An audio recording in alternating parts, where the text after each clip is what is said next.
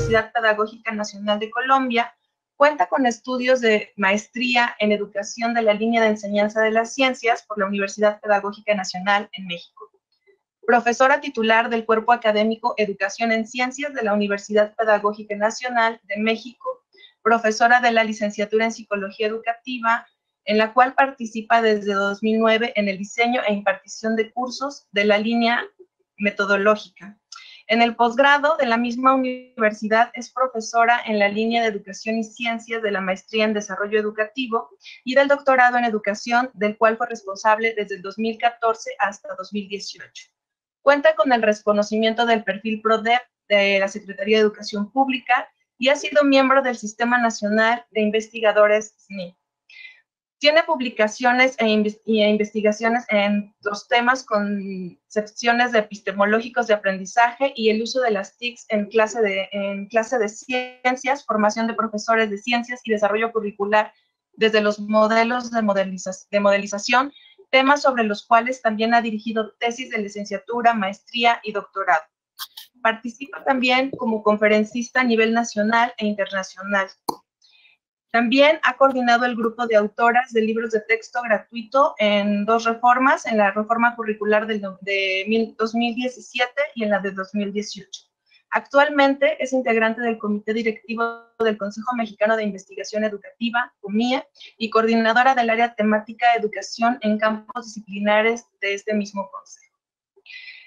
Doctora Diana Patricia Rodríguez Pineda de la Universidad Pedagógica Nacional. La dinámica que tendremos a continuación va a ser de 3 rondas. La primera ronda vamos a hacer una pregunta detonadora en la cual nuestros panelistas la van a contestar con un máximo de 7 minutos. La primera pregunta, doctora, es ¿cómo transformar nuestro vínculo con el medio ambiente desde la educación en ciencias? Adelante, doctora. Bueno, Lisbeth, muchísimas gracias por tu presentación. Y bueno, pues antes de iniciar este segundo diálogo, quiero agradecer obviamente a la Sociedad Química de México por la invitación. Y bueno, pues muy contenta porque este es una muestra de un esfuerzo conjunto que tenemos entre la Universidad Pedagógica Nacional y la Sociedad Química de México ya desde hace mucho tiempo. Es lo primero que quiero comentar, la verdad con mucho agrado, lo decía nuestra rectora, la doctora Rosa María Torres, pues es un esfuerzo que se viene haciendo conjuntamente. Y recordaba un poco preparando esto, pues como el ejercicio ha empezado no desde 2015, sino antes, desde 2013. Tuve la oportunidad de organizar un simposio en el Congreso de 2013 que se realizó en Guanajuato. Un poco empezábamos a reflexionar conjuntamente sobre efectivamente la relación que tiene la educación en ciencias y, bueno, pues toda esta parte de la química, ¿no?, en la escuela. Es una reflexión que se ha venido haciendo en los congresos, hay una parte educativa presente, y en 2013, pues, organizaba este simposio, participaba quien estuvo también en la mesa anterior, que es la doctora Alejandra García Franco, y, bueno, pues, estábamos pensando un poco ya como esta relación, estos vínculos que se tienen entre la escuela, ¿no?, y nuestras preocupaciones en el ámbito también de la mirada desde la química. Ahora bien, dicho esto y agradeciendo la invitación y sabiendo que el diálogo anterior, que las colegas que participaron en la mesa anterior nos dejaron la vara alta, muy puesta, muy arriba, quisiera hacer algunas reflexiones sobre esta primera pregunta. Cuando conversábamos con María Luisa sobre cómo pensar las preguntas para esta mesa, esta de transformar nuestro vínculo con el medio ambiente desde la educación en ciencias, obviamente parecía muy pertinente, dado los objetivos del desarrollo sostenible de la Agenda 2030, ¿no? Lo primero que yo me pensaba era, pues, hacer una reflexión sobre el medio ambiente. Ya lo decían las colegas, esto implica repensar cómo se ha dado la relación y cómo las relaciones han cambiado también históricamente, ¿no? Cómo ha sido el pensaba 2007, cuando estaban muy fuertes las campañas, ¿no?, de educación ambiental, y cómo ha cambiado la mirada en la relación entre el ser humano y la naturaleza. Si nos miramos como la naturaleza, y hay una discusión de cuando hablamos de medio, y si es medio ambiente o nosotros somos parte del medio ambiente, es algo que está fuera de nosotros o nosotros hacemos parte, ¿no?, de ese medio ambiente. Entonces, me parece que eso es como lo primero, una reflexión sobre esto que tendríamos que hacer. Somos parte, estamos afuera, somos parte del planeta o el planeta es algo que está fuera de nosotros, y habría que hacer como las reflexiones en ese sentido. Desde esa primera perspectiva, lo primero que yo diría, una mirada para transformar este vínculo es que nos reconozcamos como parte, ¿no? Como somos seres individuales, pero somos seres individuales en lo que somos parte de una sociedad, y esa sociedad pues tiene que ver con nuestro entorno y somos parte de ese entorno. Y esto también me invitaba a pensar en que hay que dejar de pensar en campañas. ¿Qué ha pasado con todas estas campañas de educación ambiental de las 3R, etcétera? Que son campañas que lo vemos como algo ajeno. Y entonces, como cuando hacemos la campaña de vacunación, es la época de la influenza, entonces ahí vamos todos, ¿no? Sin pensar, sin reflexionar el asunto, pero es la época en que hay que hacer las buenas acciones, digamos, ¿no? De alguna manera. Entonces, yo creo que eso sería lo primero. Que nos pensáramos que somos parte de y no que estamos fuera de. Lo segundo, efectivamente, si estamos en la mirada de el vínculo desde la educación en ciencias, yo también he pensado la reflexión sobre qué debe buscar la educación en ciencias, ¿no? Ya lo planteaban en la mesa anterior. Nosotros en 2013, por encargo de la Secretaría de Educación Pública, elaboramos un libro que era tratar de dar como un estado del arte, lo trabajamos entre colegas de Argentina, México, España. Pensábamos un poco cuál es un poco el deber ser de la educación en ciencias. Y el título que poníamos al libro era para la formación del ciudadano.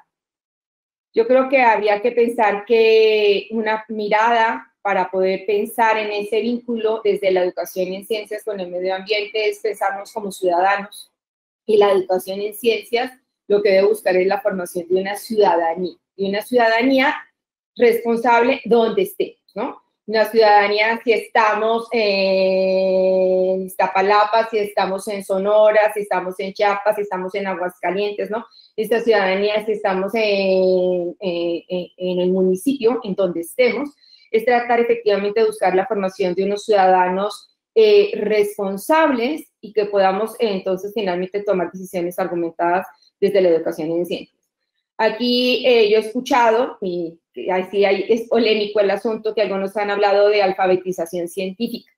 A mí esta palabra de alfabetización me preocupa porque la alfabetización ha sido un poco como y tenemos analfabetas funcionales, ¿no? Hay una fundación muy linda en Querétaro que se llama El Zorro Naranja, cómo han tratado, por ejemplo, han identificado cómo en la escuela, en la educación primaria, hay niños que están en quinto de primaria, pero realmente no saben leer y escribir, no comprenden. Entonces son funcionales porque reproducen, ¿no? Pero no hay una comprensión, no hay una reflexión sobre lo que se está leyendo y se está escribiendo.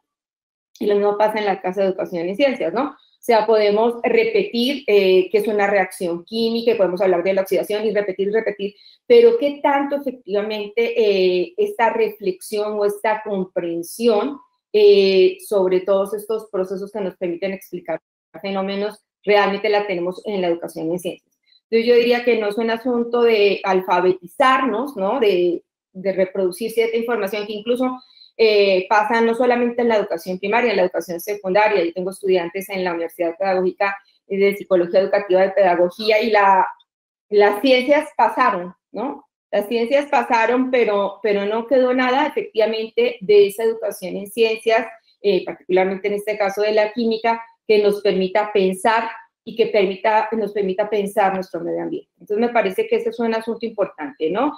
Ya Alejandra decía, bueno, ¿qué buscamos con la educación en ciencias? Pues claro, aquí hay un elemento fundamental, hay un elemento que es que nos pensemos y nos repensemos a nosotros, no solamente desde las ciencias mismas, sino de todo lo que es la escuela, son las ciencias sociales, las humanidades, las matemáticas, ¿no? Entonces, habría que pensar de manera integral y transversal el poder ser el que nos formemos desde la educación en ciencias como unos ciudadanos responsables, efectivamente, que podamos pensar desde la escuela y en la escuela, ¿no? Como unos espacios públicos que reclamen derechos, que se puedan expresar opiniones, que se compartan ideas, que haya realmente un cambio significativo en la sociedad y el medio ambiente. Entonces, porque allí es donde podemos generar estos espacios para poder decidir, ¿no? Para poder tomar decisiones efectivamente sobre lo que nos afecta en nuestro contexto y en nuestro entorno. Yo aquí lo pensaría un poco finalmente, y yo creo que ya estoy sobre el tiempo, un poco en esta cuestión de cuáles son estos fenómenos relevantes que están en nuestro entorno sobre los cuales argumentadamente podríamos empezar a tomar decisiones. Ya veo aquí en mis dedos, entonces creo que estoy sobre el tiempo y creo que dejo cosas para la segunda pregunta. Gracias. Gracias, doctora, muy amable. Nuestro siguiente panelista, les voy a compartir su semblanza, es el doctor Mario Quintanilla Gatica, licenciado en Educación en Química y Biología de la Universidad de Santiago de Chile, máster en Educación de la Universidad de Chile, doctorado en la Universidad Autónoma de Barcelona, con estudios de postdoctorado en Historia y Filosofía de la Ciencia, profesor asociado de la Facultad de Educación de la Universidad Católica de Chile, director del Laboratorio de Investigación de Didáctica de las Ciencias, Grecia. Desde 1992 ha sido asesor y consultor internacional de diversos proyectos educativos y científicos en Israel, España, Inglaterra, Holanda y Latinoamérica. En Chile, desde 1998, ha sido director e investigador principal, asesor y co-investigador de proyectos educativos, también de más de 20 proyectos nacionales y binacionales y multilaterales.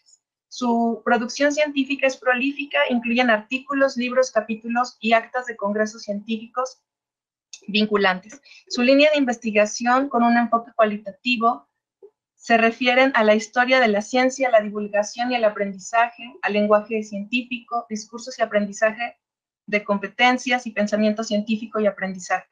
Del mismo modo, ha sido director y codirector nacional e internacional de 25 tesis, tanto de maestría como de doctorado, en la enseñanza de las ciencias naturales desde 2000. También ha recibido por quinta vez el Premio de Excelencia en Investigación PREI, que actualmente otorga la Vicerrectoría Académica de la Investigación del Posgrado de la Universidad Católica a sus docentes más destacados. Lideró el proyecto de formación de los profesores en ciencia, desarrolló su competencia en el pensamiento científico, ciudadanía y valores con la Universidad de Helsinki en 2010 y 2014, proyecto que se ha extendido hasta 2019 con el patrocinio de la Academia de Ciencias de Finlandia, la Comisión Nacional de la Investigación Científica y Tecnológica, con la Universidad de Tampere, en la Universidad de Turku y la Universidad de Vancouver. Actualmente es presidente de la Red Latinoamericana de Investigadores en Didáctica de las Ciencias, que reúne a más de 120 investigadores seniors y noveles en 25 universidades públicas y centros de investigación de enseñanza de las ciencias de Argentina, México, Brasil, Colombia, Costa Rica, Uruguay, Chile. Es autor y coautor de más de 14 libros de la enseñanza de las ciencias y formación del profesorado. Es un privilegio tener aquí al doctor Mario Quintanilla Gatica. Adelante, doctor. La pregunta es, ¿cómo transformar nuestro vínculo con el medio ambiente desde la educación en ciencias? Tiene 7 minutos. Adelante, doctor. Muchísimas gracias, Lisbeth. Buenas tardes a todos y a todas. Saludos desde Santiago de Chile, con 30 grados a la sombra, son pasadas las 3 de la tarde. Hoy es festivo, pero sabemos que la ciencia nunca descansa. Agradezco en primer lugar a la Sociedad Química de México, en particular al doctor Ignacio González Martínez y al doctor Gabriel Cuevas González Bravo, quienes me han invitado a este interesante diálogo entre tantos colegas y amigos preocupados por el futuro de las nuevas generaciones. Y a mi amiga y compañera de Utopía, la doctora Diana Patricia Rodríguez, que ha sido el puente académico para poder intercambiar algunas ideas esta tarde. Para responder esta pregunta, me parece relevante compartir algunas cuestiones iniciales vinculadas con el contexto actual del que somos lamentablemente protagonistas. Mi visión es la de investigador en didáctica de las ciencias, en particular de mi experiencia como formador de profesorado de química y biología desde hace ya 3 décadas, y también como ciudadano chileno y latinoamericano. El impacto que ha provocado la pandemia del coronavirus a nivel planetario ha sido de tal magnitud que nos ha dejado desconcertados, no solamente por su naturaleza y la velocidad como se ha diseminado la enfermedad a nivel global, sino que también ha dejado al descubierto y desnudado de manera dramática las tremendas brechas sociales existentes en todas las geografías y latitudes. Del mismo modo en que esta microscópica partícula inerte que debe encontrar un huésped para autoduplicarse en microsegundos, la pandemia ha dejado en evidencia la persistencia histórica del inequitativo y asimétrico acceso a los beneficios de la ciencia y la tecnología de las grandes mayorías de nuestros países. Basta un análisis instrumental y discreto para darnos cuenta que las políticas públicas en ciencia y tecnología y los beneficios directos que provienen de ella, tales como acceso a la salud y a los medios digitales, están desigualmente distribuidos. Esto se traduce en inequidad e injusticia entre países y dentro de ellos se conoce la existencia y permanencia de grupos excluidos por distintas razones y circunstancias. Aun cuando hace más de 2 décadas es de consenso internacional que la ciencia y la tecnología deben responder no solo al avance y desarrollo para reconfigurar sus teorías, instrumentos y lenguajes, sino que junto a ello han de posibilitar la mejora de las condiciones de vida de la mayoría de la población que vive en situaciones de pobreza extrema y que esta pandemia ha desenmascarado con tremendo dolor. Quedan en evidencia restricciones, en algunos casos obscenas, como dificultades para acceder al agua potabilizada o a la atención primaria en salud, el retiro oportuno de residuos domiciliarios, la escasez de insumos básicos en los hospitales, entre otros. Todos ellos desarticulados con las políticas públicas en educación ambiental, ciencia, tecnología y salud. En Chile, el 1% más rico acumula el 33% de los ingresos totales del país. Esto es mucho más de lo que acumula la misma proporción de personas ricas en países desarrollados como Estados Unidos, 20%, Rusia, 20% y China, 14%. Este pequeño grupo también ostenta el control de las empresas de mayor valor, muchas de ellas privatizadas en la dictadura cívico-militar, tales como la energía eléctrica, el agua, el gas natural. Al igual que en América del Norte y Europa, el debate de las relaciones ETS y ambiente en América Latina también se ha relacionado con temas socioeconómicos que nos parecen relevantes y urgentes de abordar, dado nuestros contextos de enorme asimetría en la distribución de la riqueza y los beneficios de la ciencia, tales como educación, salud, alfabetización científica, educación para la sexualidad e igualdad de género. Ahora bien, dicho lo anterior, me permito entonces abordar cómo transformar nuestro vínculo con el medio ambiente desde la educación en ciencia. Primero, promover decisiones en políticas públicas inspiradas en la realidad educativa, las condiciones y ambientes de desarrollo profesional del profesorado de ciencias, tales como distinciones culturales, lingüísticas y geográficas, respetándolas, valorándolas, así como profundizando en cada una de ellas. Segundo, promover políticas públicas que favorezcan en la formación del profesorado y en la actividad científica escolar la problematización del lenguaje como un instrumento estratégico para desarrollar el pensamiento crítico y aprender a pensar teóricamente sobre el mundo, y con ello promover un discurso valórico, cultural y sociocientífico que estimule comprender, explicar, argumentar y describir la complejidad de transformaciones sociales, políticas, científicas y culturales en las que vivimos. Tercero, desarrollar, caracterizar y profundizar en los modelos de formación inicial y continua del profesorado de ciencias, considerando distintas vías y estrategias de acceso al conocimiento científico y tecnológico, lo que contribuirá a fortalecer el clima de diversidad al interior del aula universitaria y de la escuela en todos los niveles educativos. Cuarto, reconocernos en un imaginario ideológico, político, social y cultural como profesorado de ciencia con identidad propia y reforzar nuestra propia utopía profesional y laboral pensando que el conocimiento no está acabado y que la alfabetización científica y tecnológica promueve la calidad y equidad en la medida que desarrollamos y profundizamos en auténticas competencias de pensamiento científico.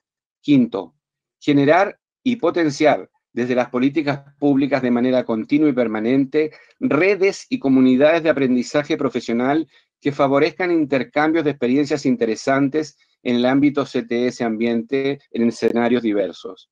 Sexto, orientar desde las políticas públicas la configuración y reconsideración de las experiencias y finalidades de la institución educativa, como el proyecto curricular, estimulando la superación instrumental del conocimiento científico y de las formas de enseñar para alcanzar planos del pensamiento personal, social y relacional, direccionando así los currículos y procesos de aprendizaje con retos intelectualmente valiosos para el estudiantado.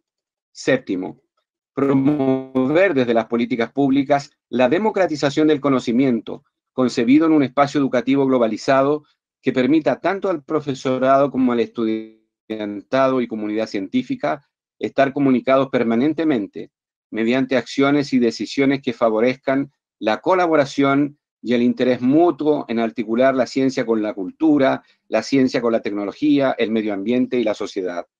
Octavo, desde las políticas públicas, proporcionar condiciones y ambientes de evaluación y seguimiento de los procesos educativos, asumiendo el dinamismo de la cultura científica y tecnológica y su relación con la cultura local, nacional, regional y planetaria. Ello implica asumir que la actividad científica de intervención y transformación del mundo con una finalidad humana e inmersa en un paradigma de valores y reglas establecidas social y culturalmente. No es el contenido de un libro, aunque esté escrito. Y finalmente, fortalecer y animar permanentemente el estatus social del profesorado de ciencias, valorando su trabajo en contextos de diversidad y vulnerabilidad, así como en situaciones educativas formales, no formales e informales, en los cuales se articula la ciencia con la tecnología, la cultura y la historia personal y social de los sujetos que aprenden. Espero que podamos charlar y ampliar algunas de estas ideas. Muchas gracias, Lisbeth, perdón. Por supuesto, muchísimas gracias, doctor. Adelante, no hay ningún problema. Pasamos a la siguiente panelista, por favor. Nos acompaña gratamente la maestra Rosa María Catala. Nació en Buenos Aires, Argentina, donde cursó la primaria completa antes de emigrar a México. Es química y maestra en ciencias químicas por la Universidad Nacional Autónoma de México, naturalizada mexicana. Realizó sus estudios de secundaria y bachillerato en el Colegio Madrid. Tras varios años de incursión en la industria farmacéutica, inició su trabajo académico en dicho colegio en 1989, institución en la que sigue colaborando como profesora de bachillerato en la actualidad. De 1991 a 2019, ocupó diversos cargos: coordinadora de enseñanza experimental, de educación ambiental, y años más tarde, después de su paso como subdirectora de educación no formal en la Dirección General de Divulgación de Ciencia de la UNAM, regresó al Madrid como coordinadora académica y directora general consecutivamente en el periodo comprendido de 2007 a 2019. Es autora y coautora de más de 15 libros de texto para la enseñanza de las ciencias, destacando los libros oficiales de texto gratuito de las ciencias naturales de tercer a sexto grado, de primaria, de la Secretaría de Educación Pública, de la Reforma Educativa de 1993. Colabora activamente con la Sociedad de Química de México desde hace un par de años, participa en varios proyectos de enseñanza y divulgación de la química para los niños y jóvenes. Es un verdadero placer presentar a la maestra Rosa María Catala. Bienvenida, adelante por favor, maestra. Repito la pregunta: ¿cómo transformar nuestro vínculo con el medio ambiente desde la educación en ciencias? Adelante, maestra.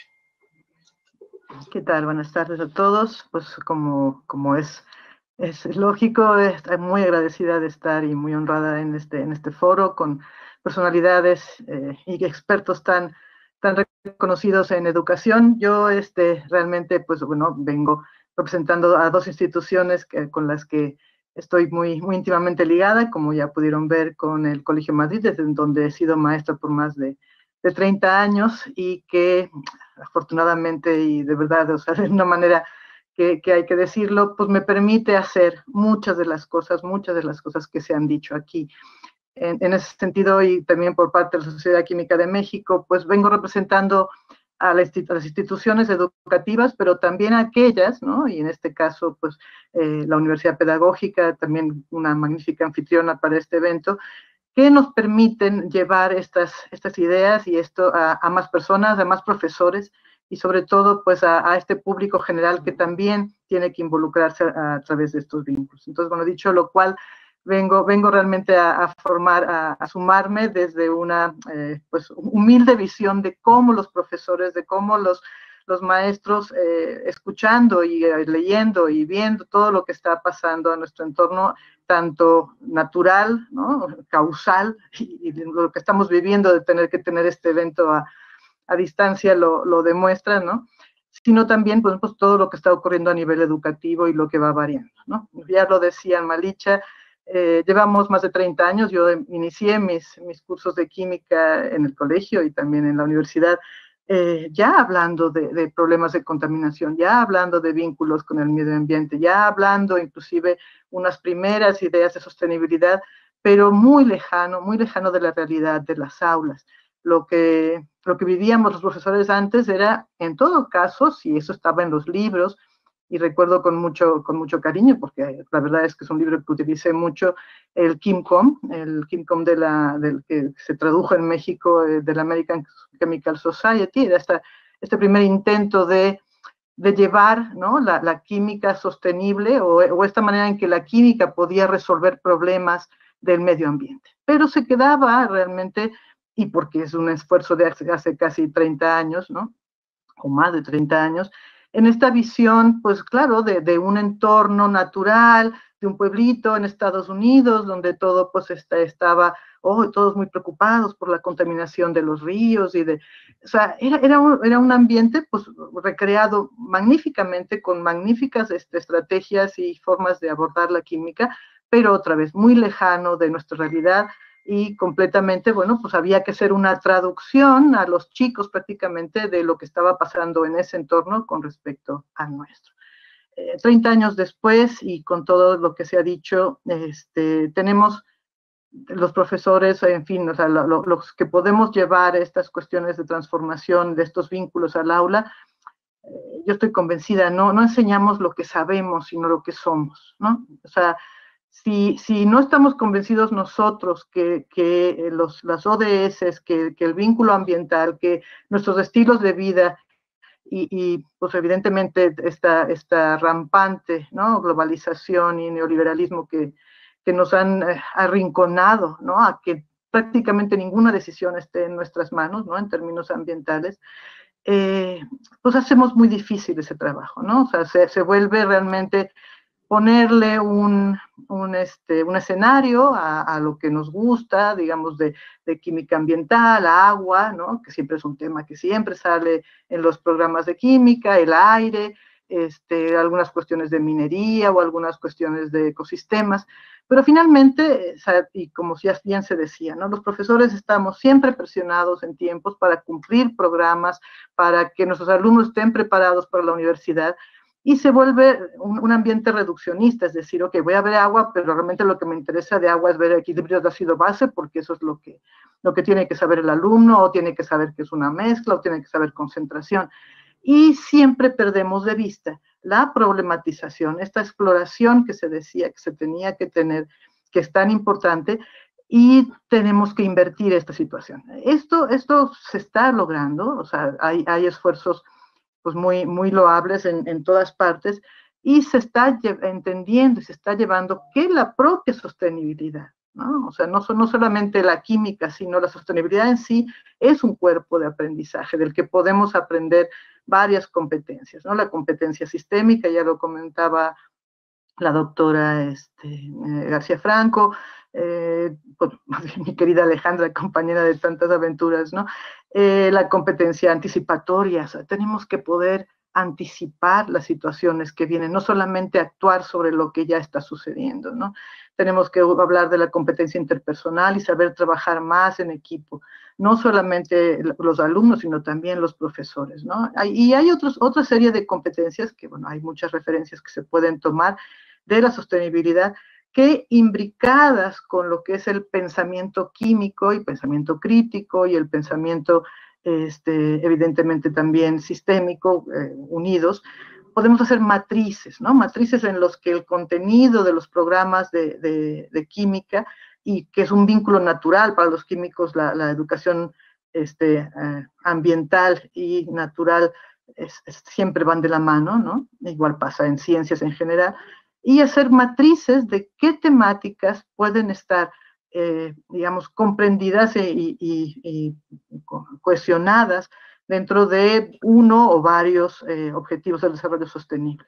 Yo creo que es una cuestión de formarnos, de formación docente en la que desarrollar currículums, ya lo decían, abiertos, flexibles, a partir de la problemática local, pero también en una visión de que algunos de los problemas que tenemos son globales, y podemos pensar que salud ahora nos domina, evidentemente a través de lo que ha sido lo difícil y lo duro que todavía nos falta de la pandemia, pero sin perder de vista que tenemos retos ambientales tremendos, y probablemente yo hablaría de acción por el clima como el más importante, que no se pueden dejar de abordar y de ver y de comprender, porque son sumamente complejos, pero que finalmente la química sí tiene elementos, tanto evidentemente metodológicos como inclusive éticos, y hablando de química verde y de química sostenible, que podemos involucrar.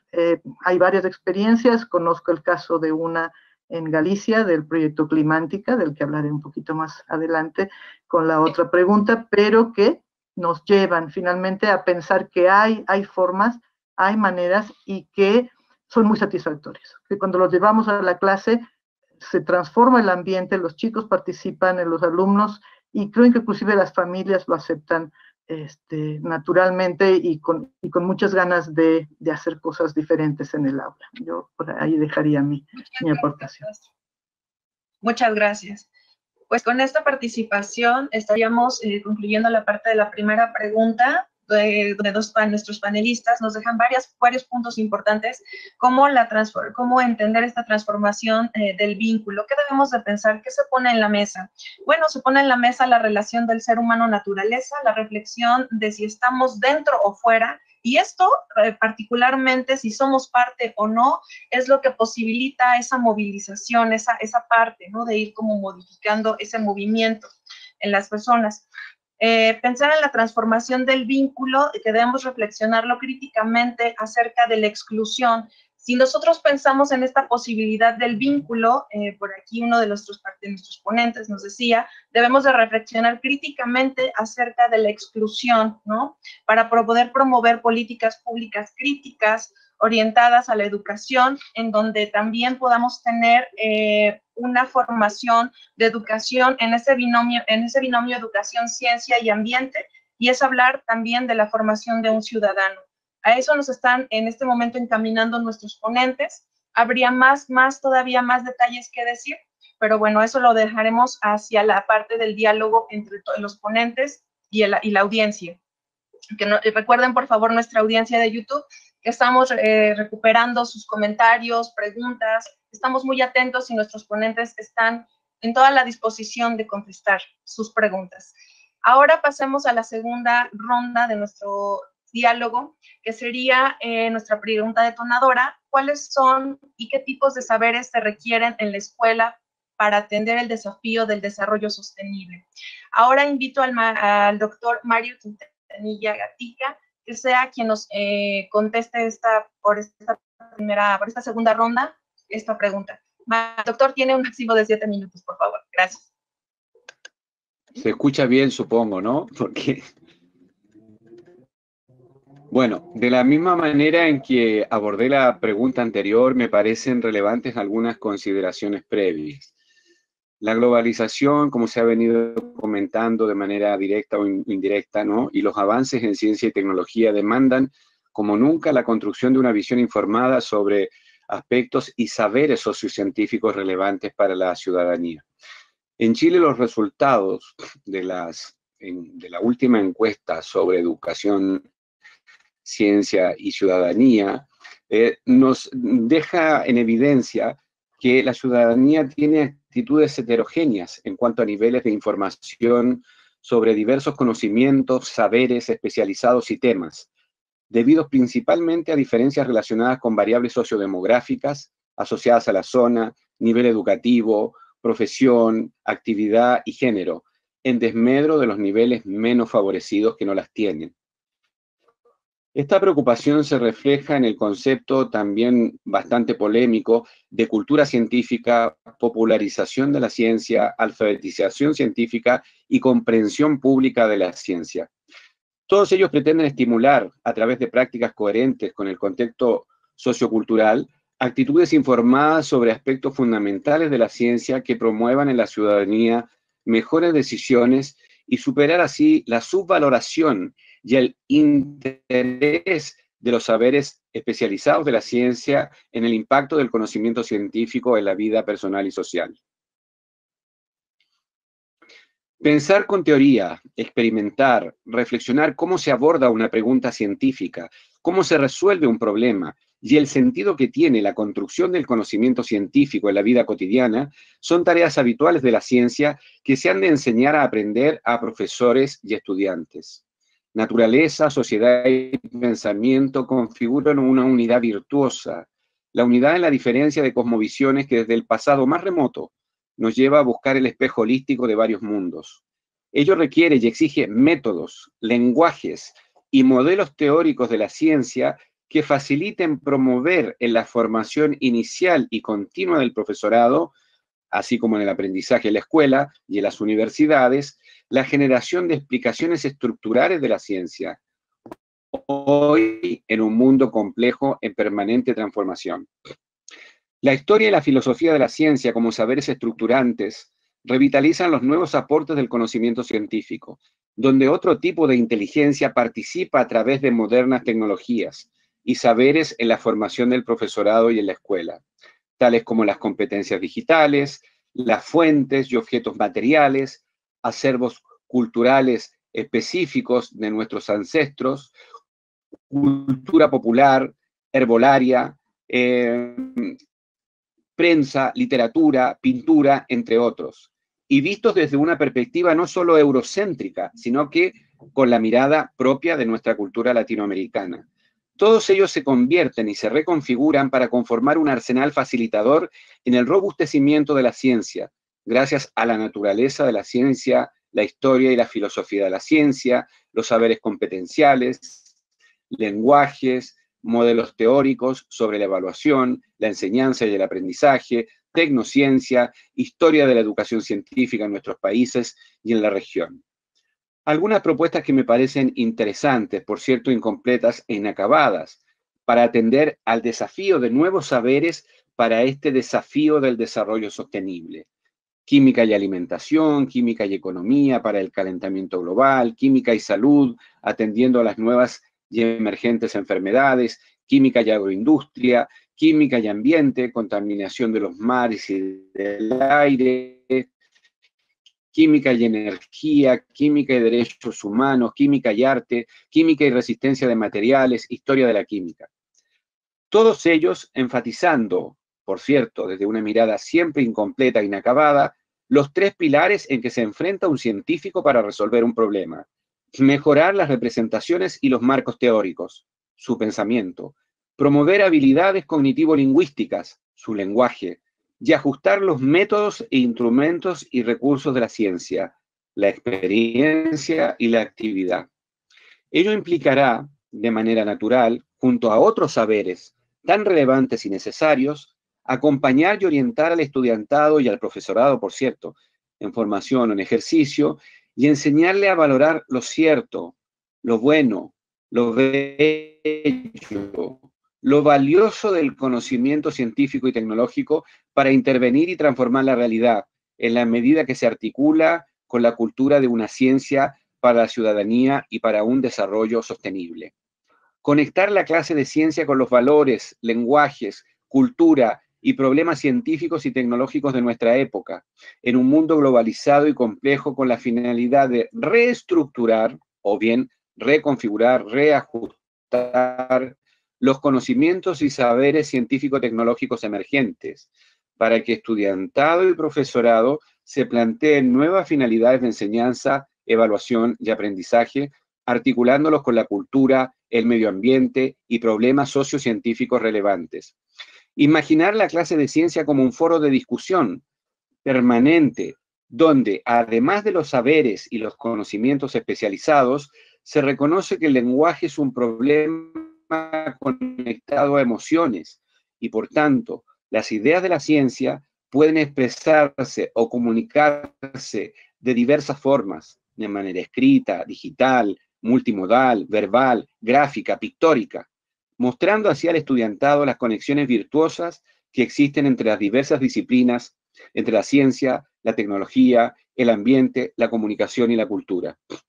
Promover competencias de pensamiento científico que conecten de manera auténtica e interesante la formación científica y tecnológica con aspectos o dimensiones sociales, ciudadanas y cívicas del valor y relevancia del conocimiento científico y sus saberes especializados, desarrollando, profundizando en estas habilidades cognitivo-lingüísticas, tales como explicar, justificar, argumentar, evaluar, entre otras, que favorecen el desarrollo del pensamiento científico, el enfrentamiento a la resolución de problemas y nos preparen para la vida cotidiana y para una vida futura, por cierto, bastante incierta desde lo que estamos viviendo hoy día. Dejaría por ahí mi presentación en este momento.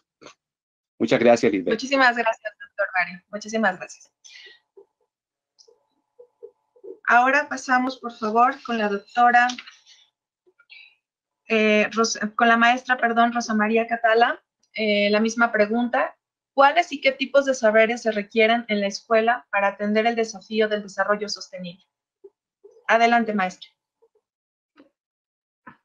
Pues sí, muchísimas gracias. Pues la verdad es que después de lo que nos ha compartido el doctor Quintanilla, creo que eso es, ¿no? O sea, estoy completamente de acuerdo. La química como esta esencia, este lugar central del conocimiento científico del cual se desprenden pues, prácticamente pues, temáticas y sumamente, digamos, interesantes, pero también evidentemente íntimamente vinculadas a lo que es el pensamiento científico. Entonces, ¿qué ejemplos, qué saberes se pueden generar? Bueno, pues evidentemente, o sea, si partimos de la realidad ahorita de vivir en una pandemia donde se puede trabajar pocas cosas, ¿no? O sea, no tenemos en nuestros laboratorios, no tenemos una disponibilidad de cercanía con los alumnos, como lo hemos resuelto, o cuestiones que he experimentado, que he probado en este semestre, tal cual, directamente, ha sido trabajar justamente con las ODS alrededor de temáticas que están directamente vinculadas con el programa. Específicamente hubo una experiencia que les comparto porque ha sido muy grata, a los alumnos les gustó mucho. Yo trabajo con alumnos que estudian química, pero son alumnos que van hacia las áreas artísticas. Como bien decía el doctor Quintanilla, química y arte tienen muchísimos puntos de encuentro y finalmente hacerlos partícipes de esos digamos, de esos conocimientos de química que están imbricados en los que a ellos les gusta, suele ser pues, evidentemente muy positivo. Entonces, por ejemplo, cuando vemos las temáticas de oxidorreducción y la obtención de metales a partir de minerales, pues trabajamos muchísimo la cuestión de la reducción metálica a partir de cómo esos materiales, ¿no? O sea, los metales que se obtienen, pero también de los pigmentos que había originalmente, se han utilizado a lo largo de la historia en arte, por ejemplo, ¿no?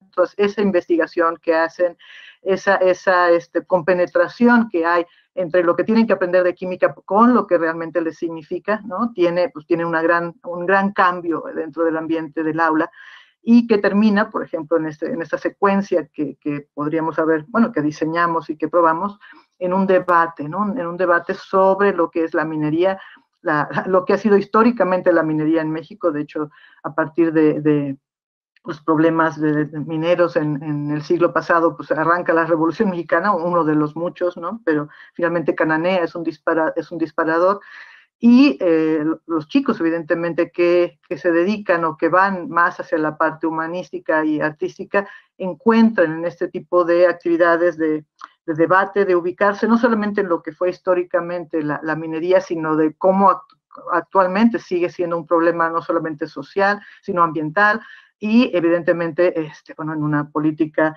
de totalmente de licencias, ¿no? Es decir, en donde puede cualquier compañía extranjera, pues con una licencia adecuada, explotar nuestro territorio, ¿no? Entonces, ¿qué pasa cuando uno involucra las ODS? Y ahora ODS es un marco, pero antes eran los objetivos del milenio y anteriormente, como bien se decía, la reunión de Río, cambia completamente nuestra perspectiva de lo que es relevante en el aula.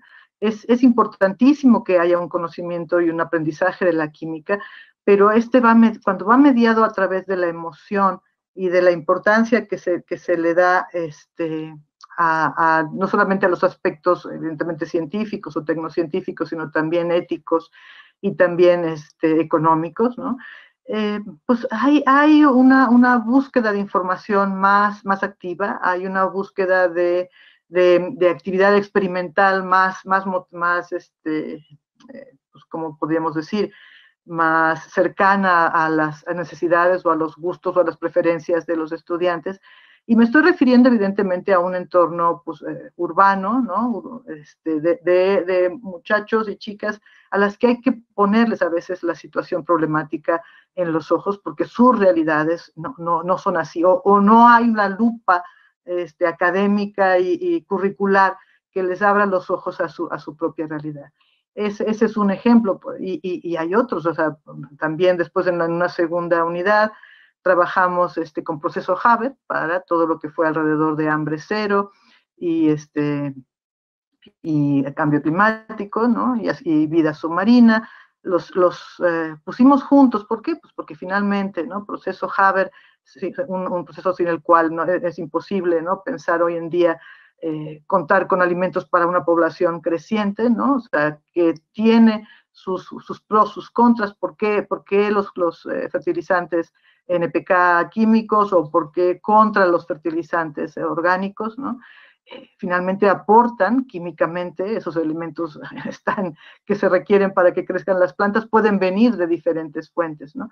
Y sin embargo, el hecho de haberlos puesto a plantar, lo que decía Alejandra también, y lo que otros ejemplos también de Laisa y de Malicha, que es poner a los niños a plantar y a cuidar una planta y ver con qué materiales, tanto de origen químico, digamos, químico industrial o químico natural, porque todo es químico finalmente, podemos lograr diferentes factores. Aquí trabajamos en la interdisciplina con biología para ver cuestiones de epigenética y finalmente, pues bueno, hubo un aprendizaje para personas que, no, insisto, no van, o sea, esta va a ser su única oportunidad de tener un curso formal de química y del cual finalmente han obtenido un conocimiento y una aproximación muy diferente a la que normalmente hubiéramos tenido en un curso convencional.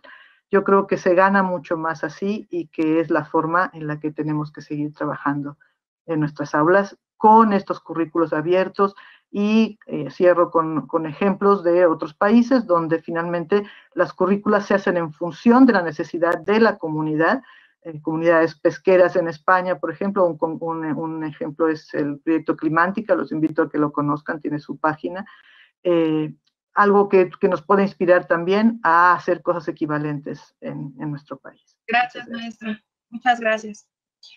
Bueno, con esta parte pasamos a nuestra segunda ponente, a nuestra última ponente, la doctora Diana Patricia Rodríguez, y la misma pregunta. ¿Cuáles y qué tipos de saberes se requieren en la escuela para atender el desafío del desarrollo sostenible? Adelante, doctora. Gracias, Lisbeth. A ver, yo antes de pensar un poco, reflexionar sobre cuáles y qué tipos, que voy a decir como dijeron en la mesa anterior, no sabría exactamente cuáles y qué tipos, pero creo que lo primero que hay que pensar es que para atender este desafío del desarrollo sostenible desde la escuela, primero se tiene que asegurar una educación para todos los niños y niñas y los jóvenes y que sea de calidad, ¿no? Voy a decir que en estricto sentido, en la práctica, este derecho está negado en algunos casos. Estoy pensando en los casos de pobreza, extrema pobreza.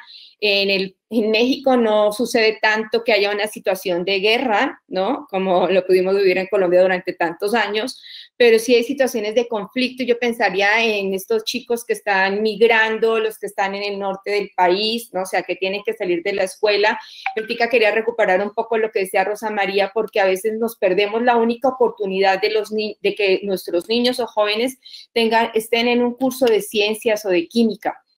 Y es como que la preocupación por la cantidad de contenidos, o diría el colega de mi cuerpo académico, Ángel López, o por los aprendizajes esperados, que tenemos una preocupación como que si esos fueran los saberes más importantes, ¿no? Y nos perdemos otras oportunidades. Y creo que habría que pensarlas porque a veces son las únicas oportunidades que tienen los niños en el preescolar, en la primaria, e insisto, los jóvenes. Rosa María presentaba algunas experiencias de secundaria y preparatoria que son súper interesantes, pero bueno, yo también pensaría en esa lógica que oportunidades tendríamos desde la escuela en la educación básica. Creo que entonces en esa lógica se requiere, ¿qué saber? Yo diría que se requiere una relación entre los saberes. Se requiere la relación entre los saberes del alumno, ¿no? Que son saberes desde la cotidianidad. Ya lo decía María Luisa antes, desde esto de lo simple a lo complejo, tenemos unos saberes sociales particularmente, un saber en la comunidad, un saber local, un saber así vivamos en Iztapalapa, en Benito Juárez, ¿no? Tenemos un saber específicamente, tenemos el saber del profesor, que yo creo que ese es otro que hay que recuperar. El profesor es un profesional, esté en el nivel educativo que esté y tenga la formación que tenga.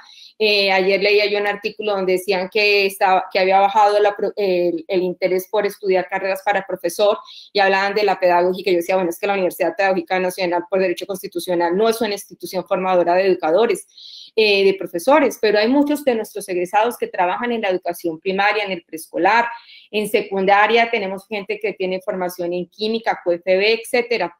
Hay unos saberes, pero todos son profesionales, y entonces yo creo que hay que recuperar ese saber del profesor, el saber que da la investigación educativa, y ya Mario señalaba varios elementos que proporciona específicamente la investigación en didáctica de las ciencias, los saberes sociales, y los saberes que provienen de las ciencias naturales, particularmente de la física, la química, la biología.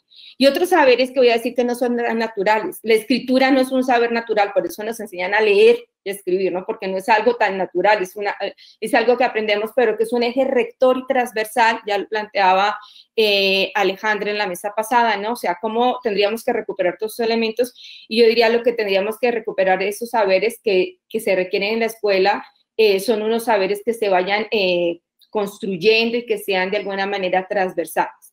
Pensaba en el caso de México en una asignatura que me encanta y me parece preciosa, y tuve la oportunidad de conocer más a detalle cuando trabajamos con Dulce y algunas colegas, Alejandra, en el libro de primero y segundo de primaria, porque se habla del conocimiento del mundo natural y social. ¿Cómo no perdernos que somos seres humanos y que tenemos fenómenos naturales y fenómenos sociales que se están imbrincando? Yo ahí aprendía mucho de Gaby Soria, una colega que es del área de ciencias sociales, y yo decía, es que nos estamos perdiendo esta posibilidad de conversar sobre nuestro mundo. Y yo creo que esos son los saberes que requerimos. Requerimos también reconocer nuestras diferencias y valorar nuestros contextos sociales y territoriales, ¿no? Pensar sobre esos fenómenos relevantes, como lo dice Mercedes Izquierdo, cuáles son esos fenómenos que son relevantes para cada niño, ¿no?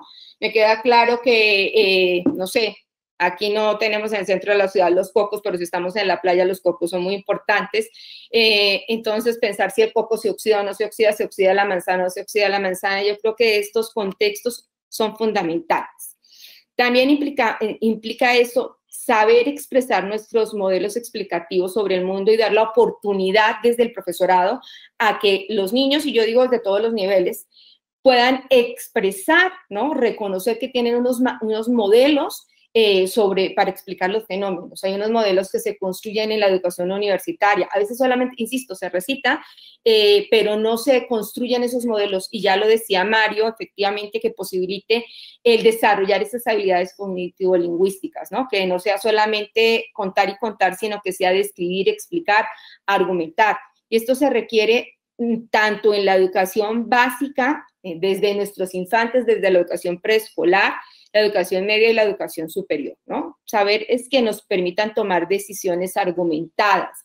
Y que el profesor efectivamente, aquí hay un tema, ponían allí en el chat, claro, pensar cuál es ese fenómeno a trabajar y no cuál es ese aprendizaje o cuál es ese concepto prescriptivo. Ya Alejandra decía, ahora es desde la calle de Brasil, antes era aquí, yo digo sobre Cuauhtémoc, entonces era en la calle de Cuauhtémoc donde había un grupo de personas que solamente decidían, pero yo creo que hay un poder del profesor, hay un conocimiento profesional del profesor, hay un saber del profesor en todos los niveles educativos que permitan efectivamente pensar sobre cuáles serían esos fenómenos relevantes para incorporar estos modelos explicativos disponibles desde la química, en este caso, que nos permita construir esas explicaciones y que nos permita interactuar con los otros.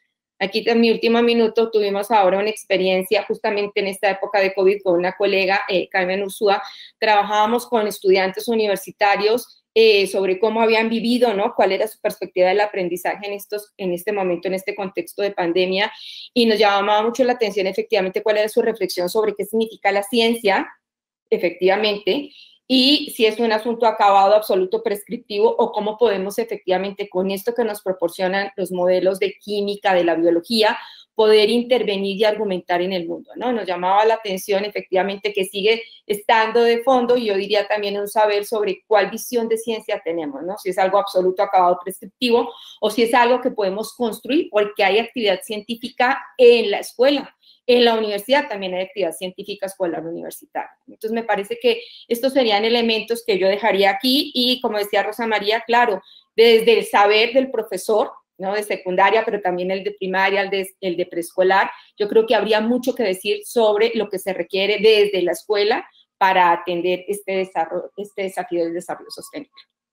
Aquí lo dejo. Muchísimas gracias, doctora Diana Patricia. Y pues bueno, esta sería la forma de cierre de nuestra segunda ronda y la segunda pregunta. Y pues ahora me gustaría ir hacia la parte de qué nos están dejando nuestros ponentes en esta parte, qué nos ponen en la mesa, ¿no? Este reto de, más allá de pensar el asunto de los saberes y qué se requiere, más allá de eso nos están hablando sobre el desafío que esto implica. Implica en el desafío de pensar en el aula crítica, en un pensamiento científico mucho más inclusivo, de saberes relacionados, transversales, en donde se colocan los saberes locales, los del profesor, los del investigador, donde se habla sobre cuestiones de la ciencia y relacionar a la ciencia con otras disciplinas, con otros saberes, con la cultura, con las partes sociales, con la propia política, etcétera. Estas partes, esos son los desafíos que se dan. También me gustaría recuperar un poco en ese sentido, cómo al hablar de esto de los saberes y pensar que podríamos tener esos saberes como muy identificados, más bien a esa exploración, ¿no? Y entonces lo que nos invitan los ponentes es justamente a la exploración, a la búsqueda de esos saberes, a la revisión de la comunidad educativa, de los diferentes niveles en los que se conforma esta parte de la comunidad y la educación y la ciencia, para poder generar un repensar geoepistemológico, ¿no? Como nos decían en la otra mesa. Bueno, en este sentido me gustaría pasar a la ronda de preguntas de nuestros participantes que nos están escuchando vía YouTube. Y bueno, dentro de estas preguntas hay por ahí varias, sobre todo, obviamente, la parte de felicitar a nuestros ponentes, porque les parece muy interesante toda la información que les están brindando. Y bueno, esto lo dejo una pregunta a cualquiera de nuestros ponentes, o sea, es abierta a cualquiera de los tres, o si la quieren contestar los tres. ¿Qué opinión tienen de incorporar el vínculo de educación y medio ambiente desde la educación básica? ¿Y qué debe haber participación? Y bueno, y también considera, en la pregunta, que si debe haber también la participación de los padres de familia en esta incorporación o este vínculo.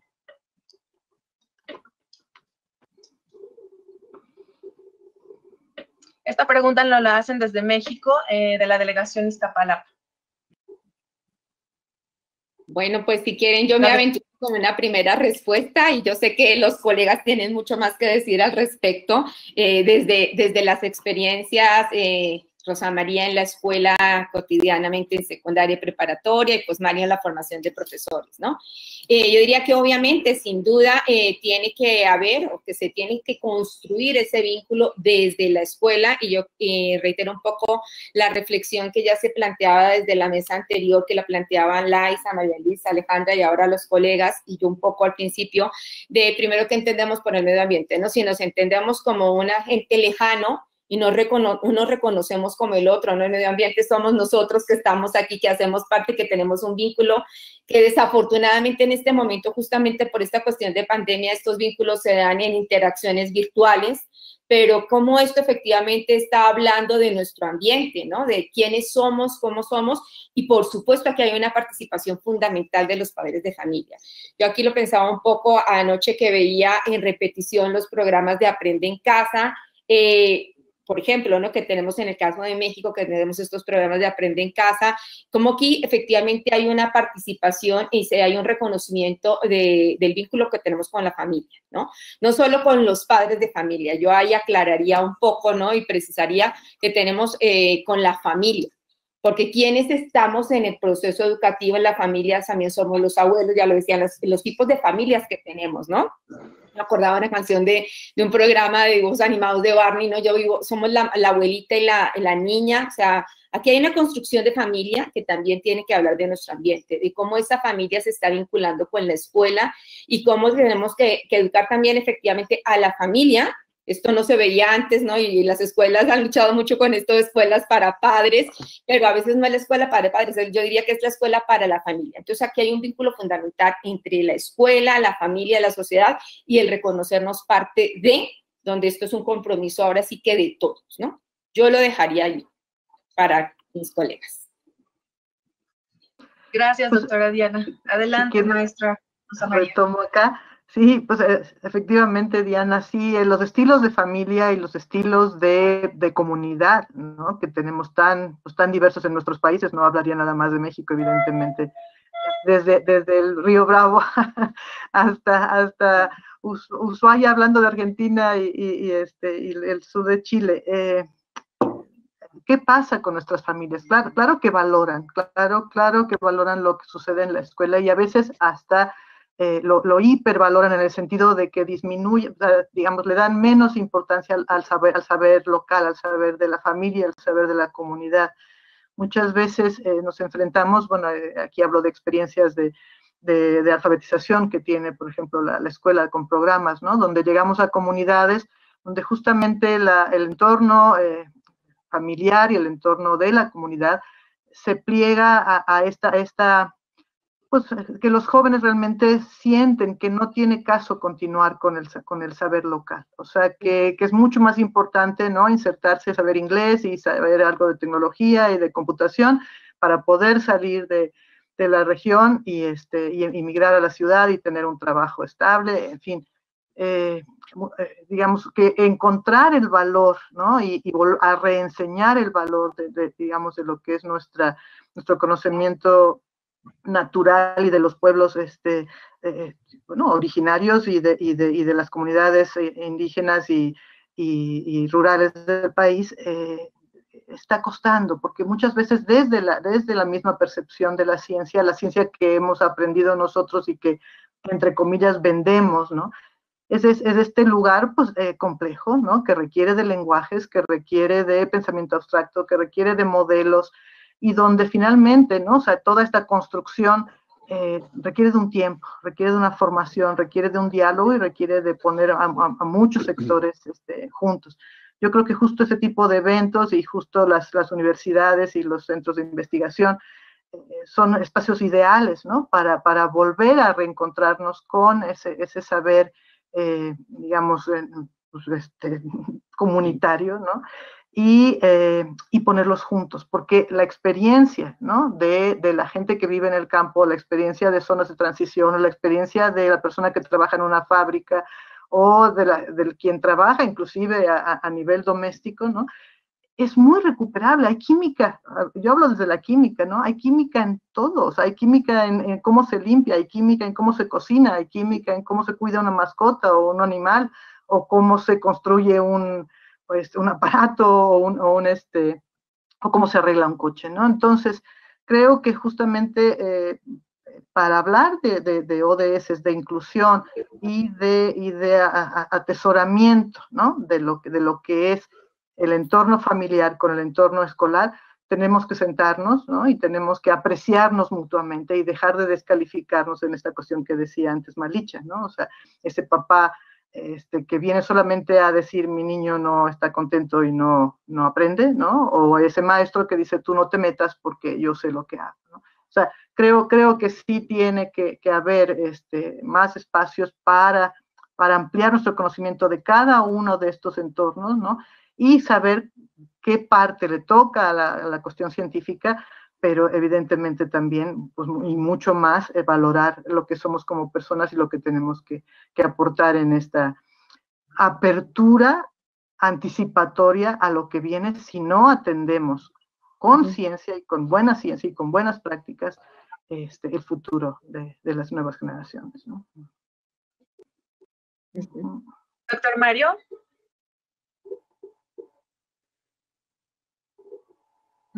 Creo que hemos perdido un poco la comunicación con el doctor Mario Quintanilla. Bueno, pasaré a la siguiente pregunta. Dice, es sobre el aspecto que han mencionado los ponentes acerca de la importancia de la capacitación. Pero si me la puedes... Claro que sí, doctor. ¿Qué opinión tiene de incorporar el vínculo de la educación? ¿Está aquí con nosotros? Se ha ido, ¿verdad? Sí. Creo que se ha desconectado. Bueno, ahora lo recuperamos. La siguiente pregunta que nos hace la estoy audiencia. Aquí. ¿Ahí está? No, estoy aquí.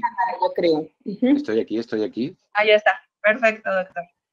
Lo dejamos de ver por un momento. La pregunta que... Hola. A veces eso es bueno. ¿Estás ahí? A ver. Claro ¿Sí? que sí. Un segundo, por favor. ¿Qué opinión tiene sobre el vínculo de la educación y el medio ambiente desde la educación básica y cómo se puede hacer para que los padres tengan una participación?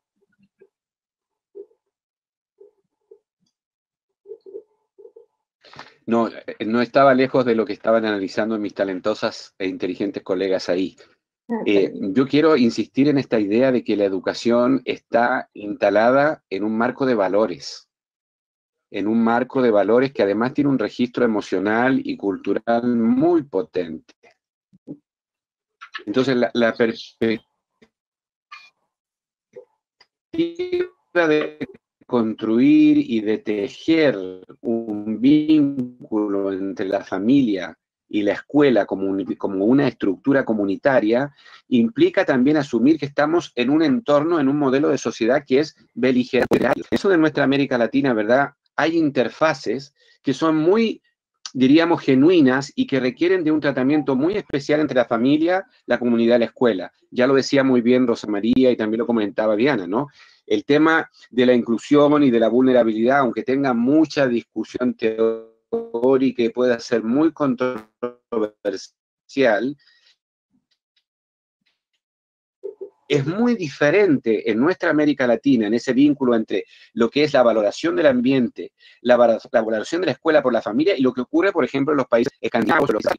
Hay aquí un elemento importante, no sé si se está escuchando, porque se cayó la cámara. Sí, ¿Se sigue escuchando? La escuchamos. ¿O no se escucha? Adelante. No sé qué pasa con la cámara, pero bueno. Entonces, lo que estaba comentando, para terminar la idea, ¿no?, es que diríamos, este tejido de valores, este ambiente que requiere promover una comunidad genuina y auténtica, requiere también un compromiso del Estado, de políticas públicas que vinculen, ¿verdad?, de manera coherente y que no, por ejemplo, establezcan un diálogo que yo diría pernicioso y que se traduce, por ejemplo, en la competitividad entre la escuela 1, la escuela 2, la escuela 3, y donde entonces la familia retrocede en esta lectura de valorar a la escuela como una unidad, de comunidad y la utiliza como una unidad de competencia. Esto en Chile, por ejemplo, hasta hace algunos años atrás, y yo creo que todavía persiste, es muy elocuente. Las familias que tienen una relación con la naturaleza, con el ambiente, con la comunidad más genuina y permanente, valoran a la escuela como un espacio de desarrollo y de formación permanente. Sin embargo, eso es usual, hay que reconfigurar y reconstruir esos sentidos para que efectivamente la familia siga, por ejemplo, permítame comentar, muy cerca, aunque las comparaciones no son la mayoría de las veces odiosas, ¿verdad? Los países escandinavos, como Finlandia, que lo conozco por los proyectos que he llevado, el profesor, la escuela y la familia tienen una conexión tremendamente articulada. La familia cree mucho en el profesor y la familia cree mucho en la estructura comunitaria porque hay un centro que es el niño, la niña. Queremos lo mejor para nuestros niños y para nuestros jóvenes. Entonces, esta distinción,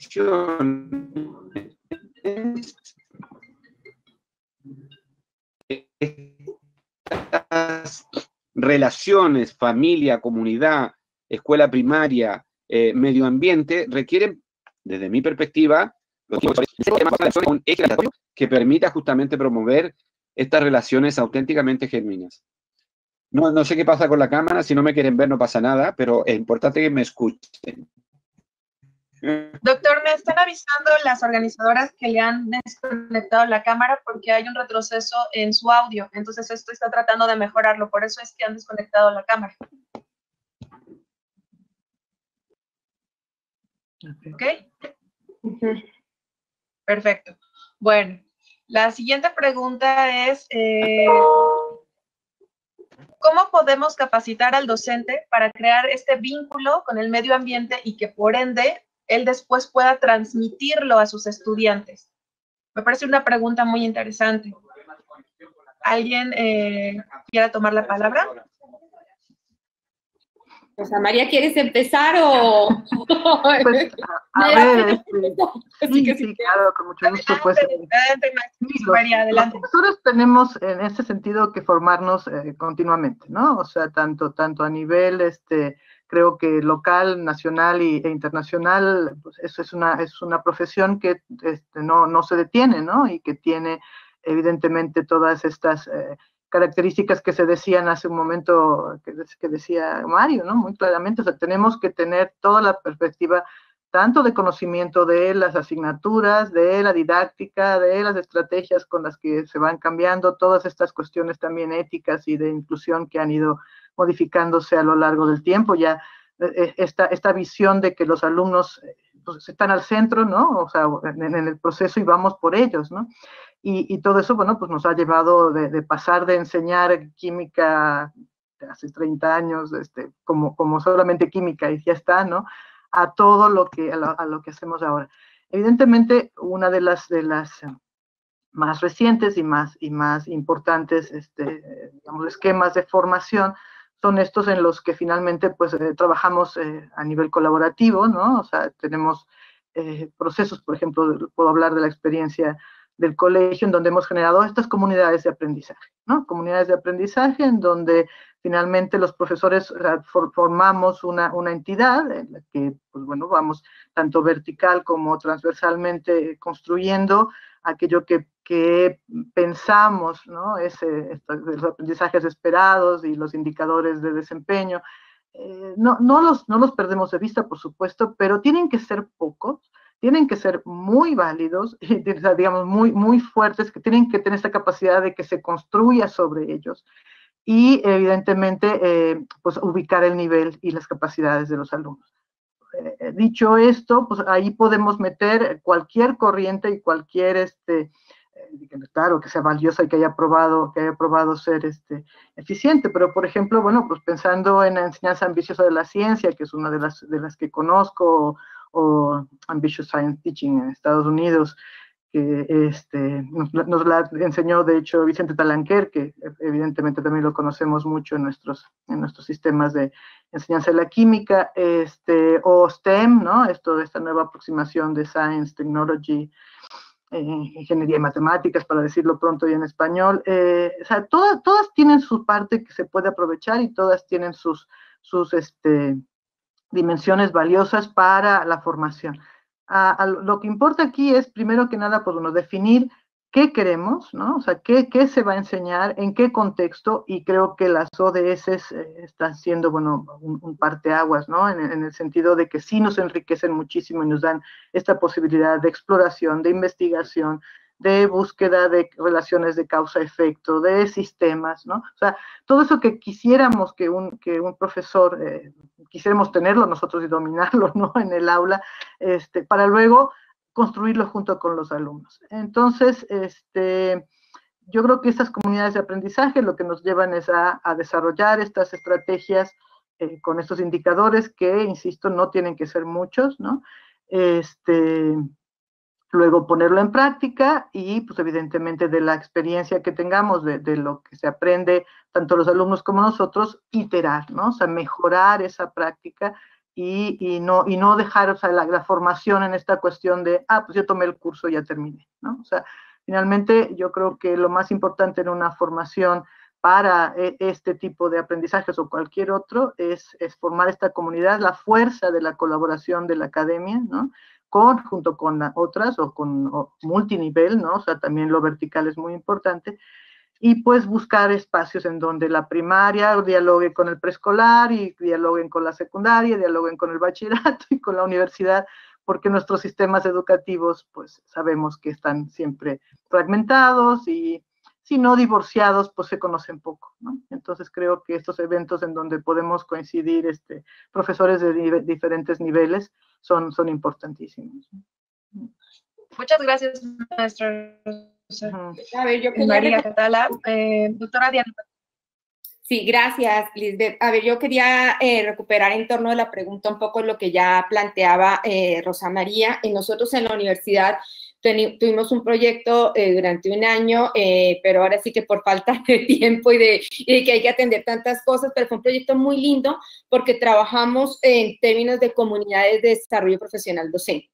Yo aquí tomo distancia de las comunidades de aprendizaje, en tanto reconocer al profesor como un profesional que tiene un saber, y bueno, esto está dentro de una línea de efectivamente del campo de didáctica de la ciencia, y aquí quiero recordar a un colega también, como decía Mario, entrañable en la red, que es Álvaro García, de la Universidad Distrital, quien ha venido trabajando esto químico también, obviamente.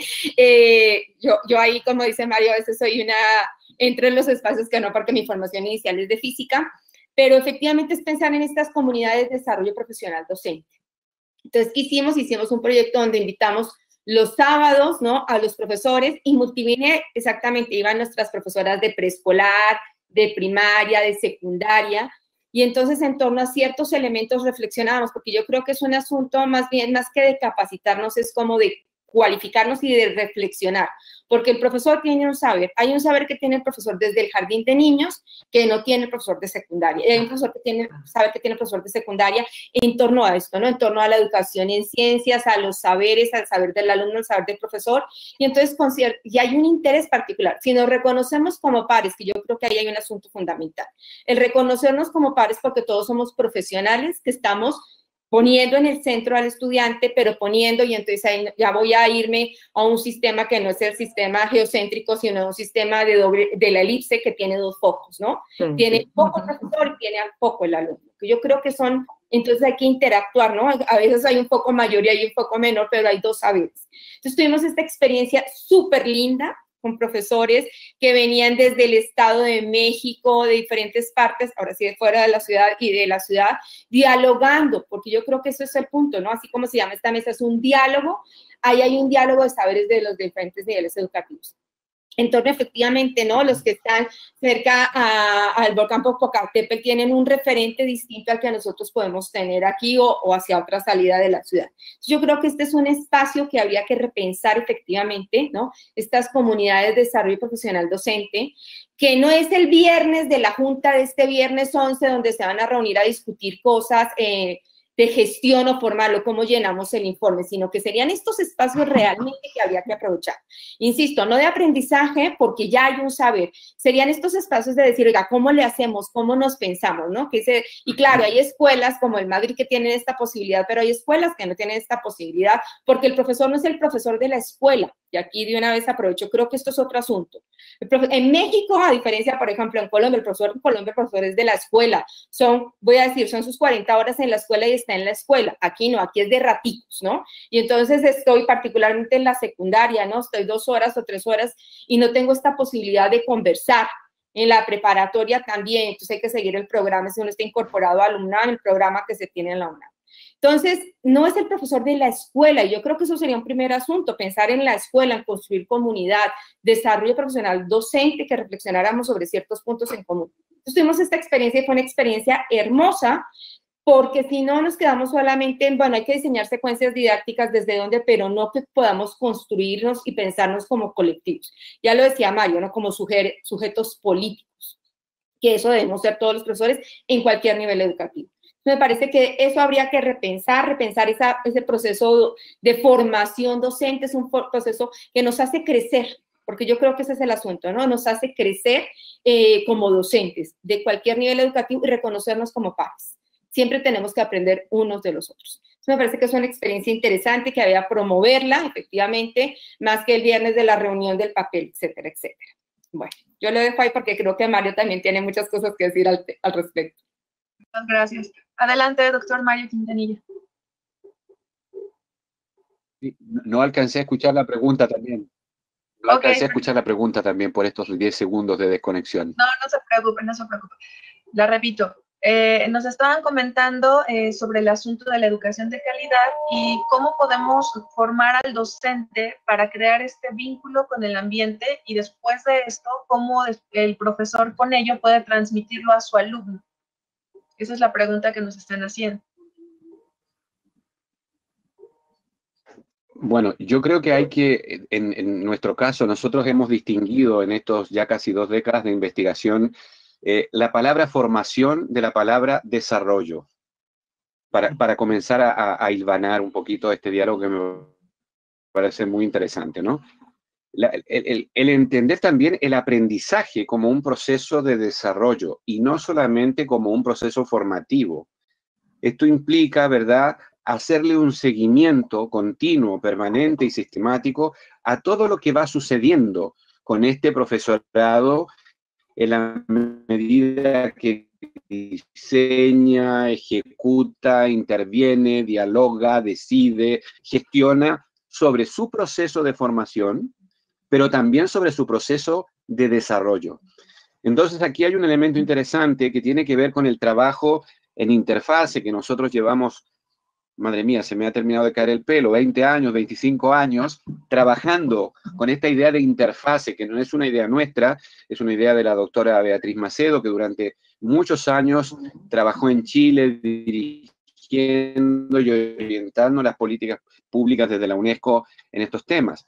Trabajar en interfase implica ir creando estas, diríamos, desde el punto de vista didáctico, islotes comunitarios.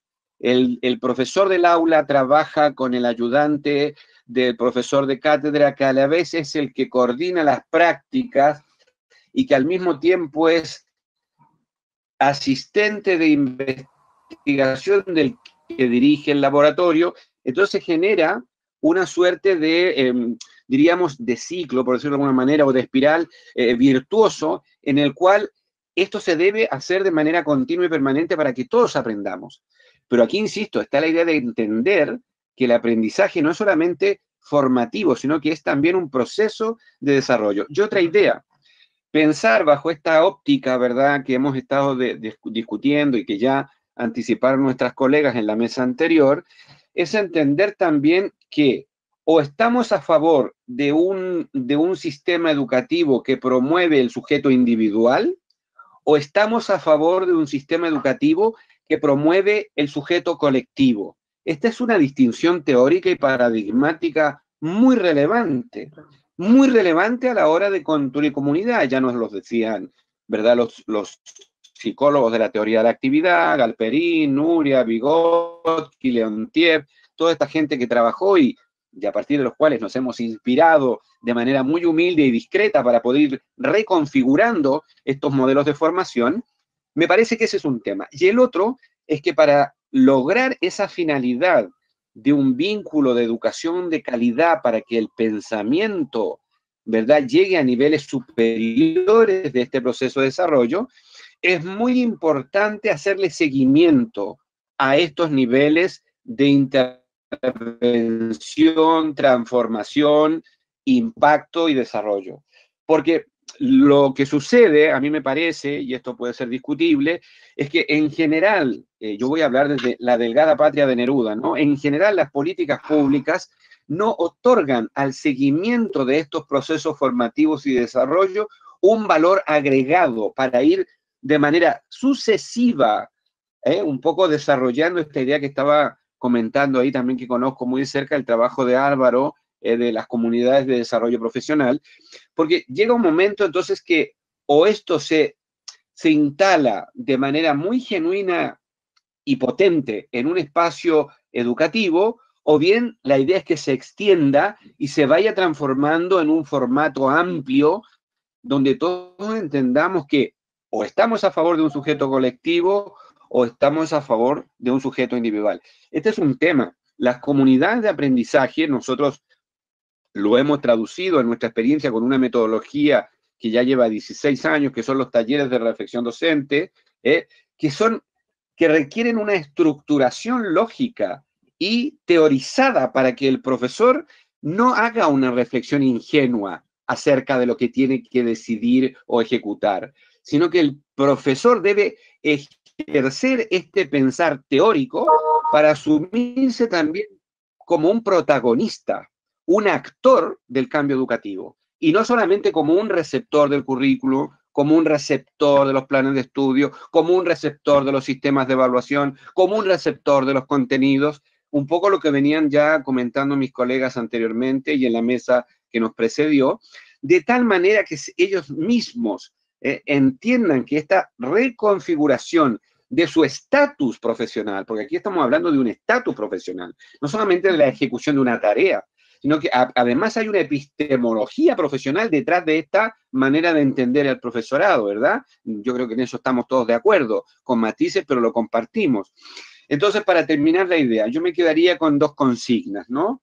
Primero, identificar y caracterizar de manera muy consensuada teóricamente, la noción teórica de aprendizaje profesional que queremos compartir.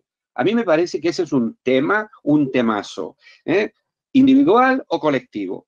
Y en un segundo, una segunda consigna, ¿no es cierto?, me quedo con esta idea de seguimiento a estos procesos de interfase que requieren, además, recursos del Estado, requieren profesionalismo, requieren investigación, innovación, producción de materiales, etcétera. Yo lo dejaría ahí por ahora.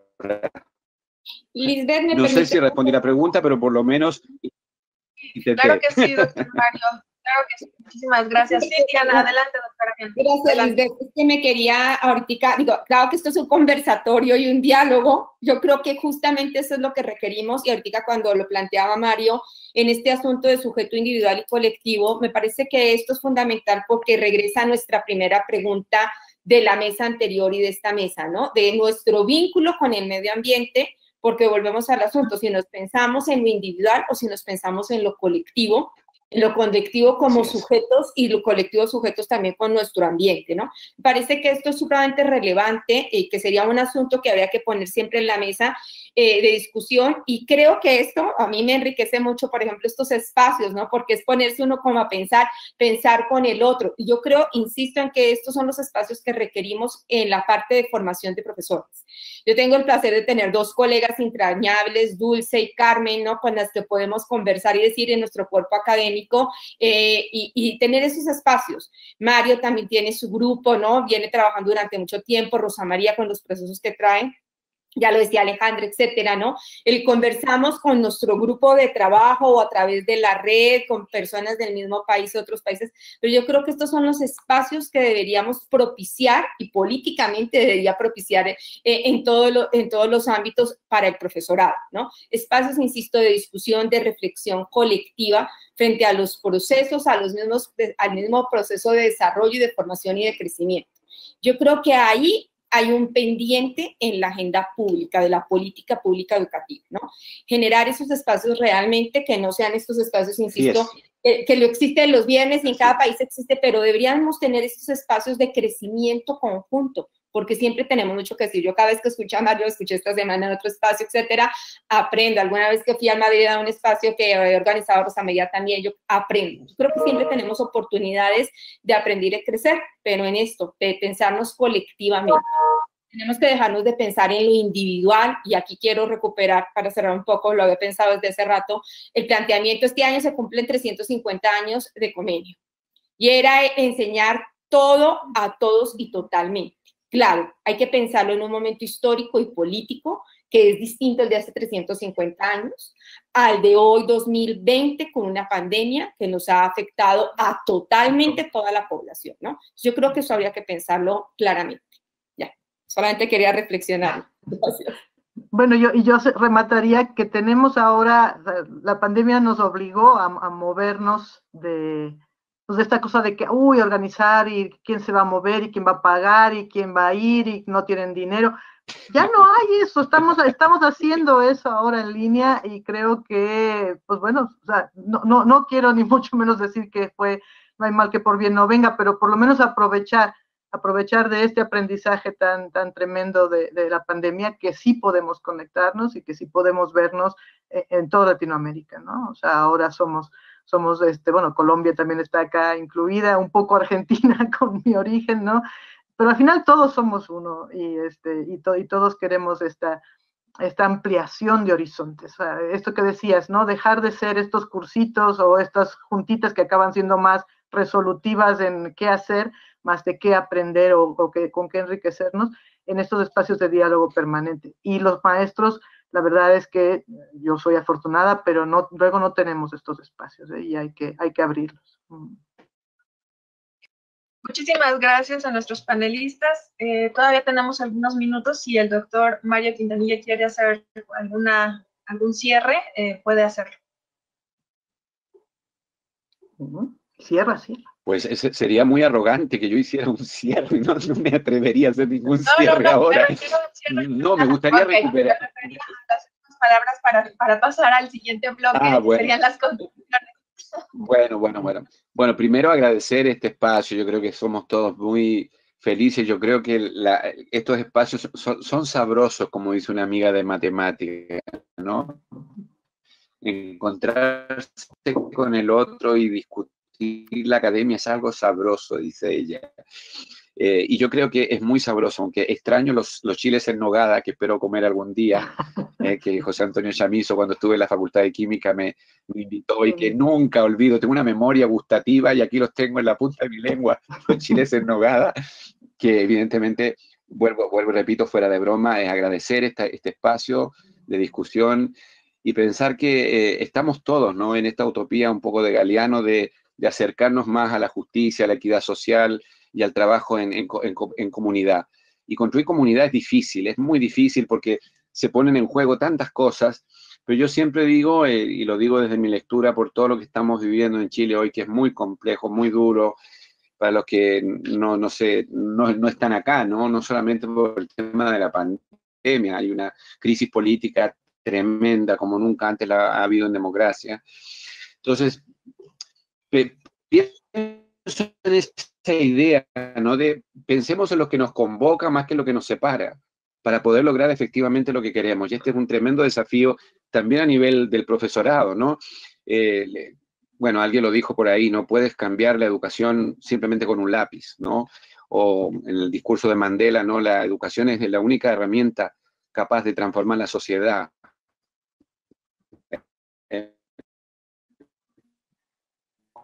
Con sus palabras propias, pero agradecido de este espacio y también de esta compañía tan mexicana, argentina y colombiana, porque ya no sabemos de dónde somos cuando empezamos a ver el vídeo. Muchas gracias. Muchísimas gracias al doctor Mario Quintanilla Gatica, a la doctora Diana Patricia Rodríguez Pineda y a la maestra Rosa María Catala por su participación en esta mesa de diálogo.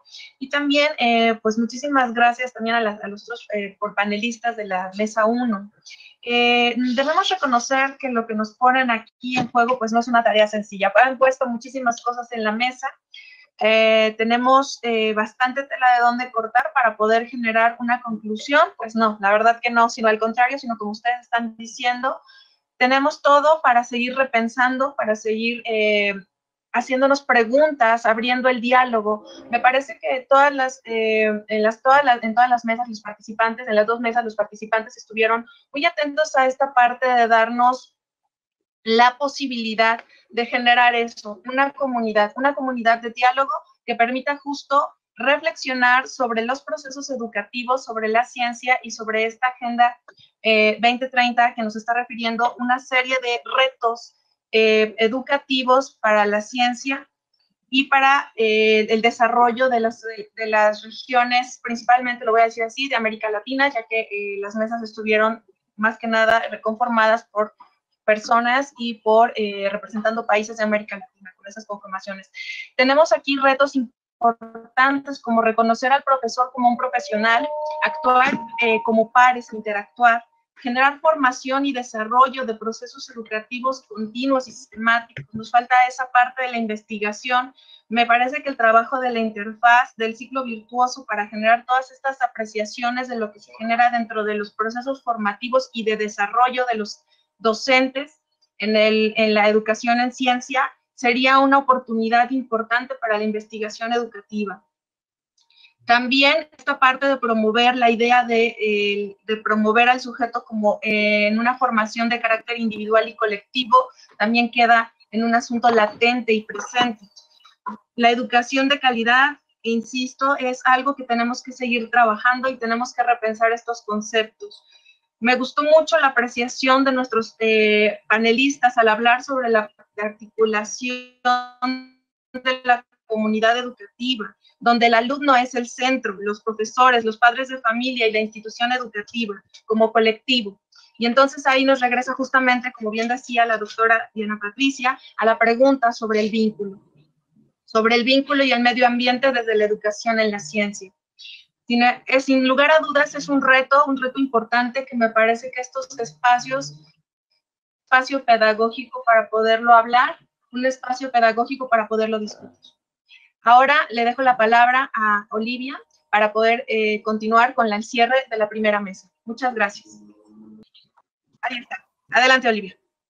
Bueno, les comentaba entonces que en nuestra mesa anterior tuvimos como estos elementos importantes de discusión, la cuestión del contexto, el desarrollo del aprendizaje en ese contexto vinculado con realidad, con fenómenos o con patrones culturales, y por otro lado la importancia de tener un currículum flexible, un currículum emancipado, pero sin olvidar la necesidad de contar con elementos fundamentales para acompañar la vida de los estudiantes, ¿no? Que les van a permitir desarrollar una actividad profesional, una carrera académica universitaria, ¿no? En síntesis, creo que los temas que se han tratado en ambas mesas nos permiten abonar a la importancia de la integración de más de una visión en la construcción colectiva del conocimiento, ¿no? Se abordó en la mesa 1 estos aspectos relacionados con lo ético y la tensión entre la familia y la escuela, y cómo en determinados momentos la escuela puede relevar o puede permitir que un individuo acceda a información que le permita romper las inercias que se viven dentro de la familia o en la cultura. Como este pensamiento que abona, la información que abona un pensamiento crítico, les va a también permitir ya en su entorno social, aunque su formación académica sea limitada, su formación escolarizada sea limitada, cambiar inercias, permitir relacionamientos distintos con el entorno, sea natural, social o cultural. Creo que estos son de los elementos importantes que podemos destacar de esta mesa 1 y que de una u otra forma escucho que tienen interacción con lo que se ha trabajado en la mesa 2. No sé tú, Liz, ¿qué piensas al respecto?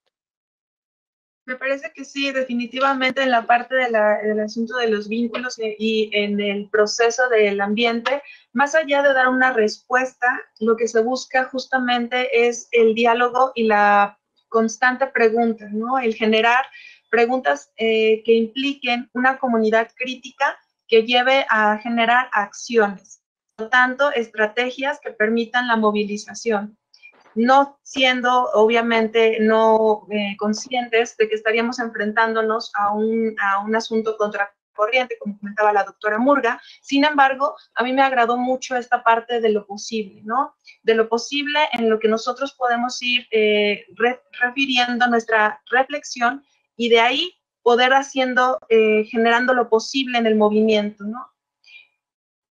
Y buscando con nuestros alumnos, con los padres de familia y la comunidad educativa en general, acerca de las políticas y de los diferentes niveles de concreción en el cual se lleva la educación, como lo refería el doctor Quintanilla, que no es solamente la parte de la educación escolar, sino la educación formal, no formal e informal. Pues bueno, tenemos la oportunidad de agradecer a los asistentes, a nuestros 6 ponentes de alto nivel y que nos han dejado experiencias y opiniones muy significativas y que seguramente retroalimentarán a nuestra discusión y la discusión particular y colectiva. Que bueno, por nuestra parte es todo. Liz, ¿alguna otra cuestión? Invitarlos nuevamente a que sigamos promoviendo este tipo de eventos pedagógicos, científicos, a los que todos tenemos que alzar la voz para poder construir una mejor educación y un mejor desarrollo de la ciencia en México. Muchas gracias.